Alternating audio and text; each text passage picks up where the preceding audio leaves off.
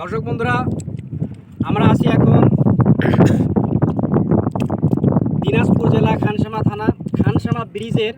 আমরা আছি দক্ষিণ দিকে, অর্থাৎ আপনারা ব্রিজ পার হয়ে পশ্চিম দিকে আসবেন।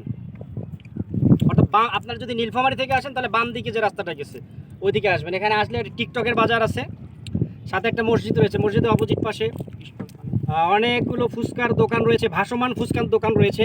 নদীর উপরে ভাসমান ফুচকার দোকান আছে এবং অনেক মাঝি নৌকা নিয়ে আছে। আপনারা নৌকা রিজার্ভ করে এই নদীর মধ্যে আপনারা ঘুরতে পারবেন। অনেক সুন্দর, আমরা এনজয় করতেছি, ভালো লাগতেছে।